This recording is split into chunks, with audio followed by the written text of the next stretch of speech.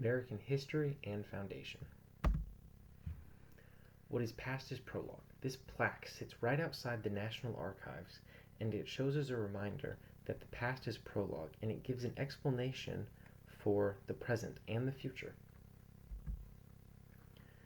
So in this presentation, we will outline the founding documents, major wars, religion, technology, civil rights, and Woodrow Wilson's presidency and campaign to show our prologue. We'll start with the founding documents. The U.S. Constitution. Obviously the most famous of the U.S. Founding documents because it established documents, added checks and balances to judicial, executive, and legislative levels, and it became the foundation for many state constitutions as well. The most popular part of the U.S. Constitution is the Bill of Rights. The Bill of Rights provided rights that the federal government is prohibited from infringing upon, and later, after the Civil War, began to not only not infringe upon, but protect. These include, but are not excluded to, freedom of speech, freedom of religion, the right to bear arms, and the protection of property. The Declaration of Independence remains one of the most important American documents. Why? One of the biggest reasons is because it establishes the idea that rights are not bestowed at the will of the government, but that individuals are endowed by their Creator with certain inalienable rights, an idea that has remained at the center of American politics since. Major wars. The Revolutionary War, which is obviously the most famous of, and probably the most important of our nation's history, because it established the United States as a country, helped to shape a national identity, while it also did put the country in debt, and it helped to establish figures who would later play prominent roles in government, like George Washington, who gained his popularity and fame through leading America through the Revolutionary War, and Alexander Hamilton, who served in his cabinet, George Washington's cabinet, and also wrote the Federalist Papers. If it wasn't for the war, then our first president, may have very well been someone like Thomas Jefferson or even John Hancock, who was very popular in colonial America at the time. The Civil War. This created a national rift that lasted generations, and some could even say that it's still there to this day. It also ended slavery. It devastated the Southern economy as well, as the South was not prepared to fight a war financially, and it also did not always quite have the manpower for their economy to support it. And also, taking away slaves at the end of the war really devastated their economy because their economy was very reliant upon slave labor. It also changed the federal role in securing rights for citizens, pretty much following the war, because the southern states were not providing their citizens, their African American citizens, with these rights, so the federal government had to step in and protect these rights and not only not infringe upon them, as I earlier mentioned. The Spanish-American War established the U.S. as an imperial power. This is less talked about, but it is important because it established the U.S. as an imperial power. It also freed Cuba from Spanish control, and the U.S. acquired territories like Puerto Rico and the Philippines. World Wars. The World Wars established the U.S. as a global power. They led to greater U.S. involvement in foreign affairs. They also led to advancement in nuclear weapons, as the U.S. Did use nuclear weapons in World War II. They also were a major factor in the creation of the United Nations, which the U.S. is a major part of.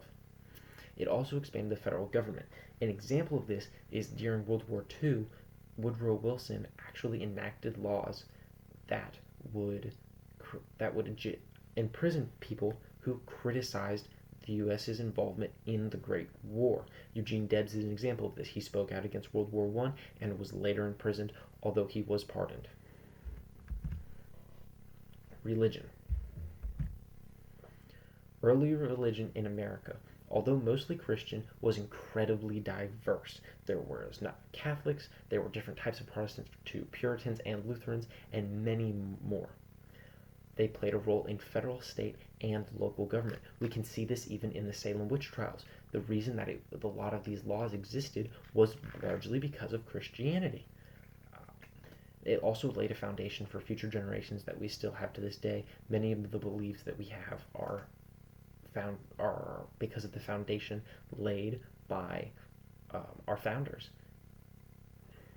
It also played a big factor in the separation of church and state. Well, why? Because when they left the Church of England, which was headed by both the head of the state and the head of religion was the same person. It was the king or queen or whoever was in power. So what they wanted to do was essentially they wanted to limit a person who could have both religious power and political power. The Great Awakening. This was before America was established as a nation, but it took place between the 1730s and 1740s. It revived religious further in the colonies and personalized Christianity in a sense that it made it more between God and the individual. It also led to the creations of new denominations like Baptists and Methodists. The Church of Latter-day Saints, or Mormons, is America's largest homegrown religion, although they were highly persecuted after the church came to be. They are largely responsible for the development of Utah and Salt Lake City. They established the Utah Trail, or Mormon Trail as it is so called, because they are the ones who persevered it. It was created by Joseph Smith, who claimed to have visions from God and claimed to also uncover golden plates that he translated into the Book of Mormon. They also struggled sometimes to immigrate Mormons from who were outside the U.S. that had converted, who were traveling into the U.S. because the immigration committee actually enacted laws so that people who were polygamous, meaning they had multiple wives, were barred from coming into the country because they did not want more Mormons coming in, and it was believed at the time that polygamy was a core Mormon belief. Technology. Business advancements. Now these are just to name a few. The light bulb, which was perfected by Alva Edison, but was not created by him. The incandescent light bulb had been around for quite a while. Edison just perfected it. And it also led to the electrification of America through the following decades. The steam locomotive was incredibly imperative to the industrialization of America, carrying men and supplies for a lot of the things in building, industrialization, the steel business, and the oil business. The cotton gin as well played a massive role, as did the car, which was not, again, created by Henry Ford, but perfected or made affordable by Henry Ford. And then the telephone, which to this day remains a massive part of American society. Major military advancements. Tanks, which were pioneered during the World Wars and often led by General George S. Patton, who was a very famous American, as well as artillery, which led to new military techniques such as a rolling barrage, aerial warfare, which obviously the airplane was invented by the Wright brothers, and this eventually led to aerial warfare, where they would put guns on top of planes, which has developed over the years. Automatic weapons, which along with all of these others rose the death count in all of these major wars. The Civil Rights Movement. Here lies a timeline of the African American Civil Rights Movement. So in 1865, the African American was legally considered equal to white Americans. In the 1890s, Jim Crow laws in the Southern were created segregation. In 1950, Rosa Parks opposed segregation on bus in Alabama. In 1963, MLK led his March on Washington and gave his I Have a Dream speech. In 1964, the Civil Rights Act was passed, ending segregation. In 1965, the Voting Rights Act was passed, and on April 4th, 1968, Martin Luther King Jr. was assassinated, and then on October 1968, black athletes at the Olympics in Mexico protested discrimination in the U.S. The women's suffrage movement really taking stride from the very beginning of America, both in colonial society and from the very beginning when America was founded as a nation. When we look at early women suffragists like Abigail Adams, major events in this was in 1756 when the first woman, Lydia Chapin Taft, votes in colonial America. In 1878, women's suffrage amendment introduced to Congress.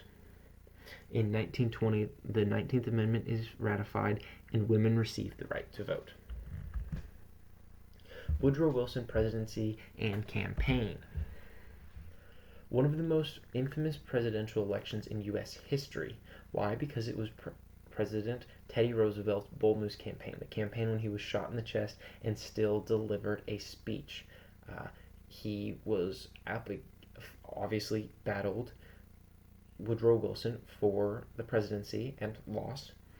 Interesting is that they rarely spoke on foreign policy. It was a very, very small subject in these debates. Woodrow Wilson actually said before his inauguration in 1913, it would be the irony of fate if my administration had to deal chiefly with foreign affairs, which is obviously quite humorous as he led America through World War I. What really separated Woodrow Wilson from President Roosevelt is he believed in dismantling large corporations through state actions. Teddy Roosevelt believed that large corporations were necessary and that they need to be regulated federally and not through state. There were 4 names on the ballot who all played a massive role in his campaign and election. Progressive Teddy Roosevelt, Democrat Woodrow Wilson, Republican William Howard Taft, and Socialist Eugene Debs, who actually received the largest percentage of the vote, 6%, that a socialist has received in U.S. history. During Woodrow Wilson's presidency, he lost his wife very, very early on, and it left him quite distraught and reserved, according to many people. He also passed the Federal Reserve Act, established the Federal Trade Commission, helped pass the 19th Amendment, and led America through World War I. After World War I, he advocated for the League of Nations, which led to him winning the 1919 Nobel Peace Prize. Sources: Chapter 4, Colonial America, The American Yop. Chapter 5, The American Revolution, The American Yop. Chapter 14, The Civil War, The American Yop. Chapter 21, World War I and its aftermath, The American Yop.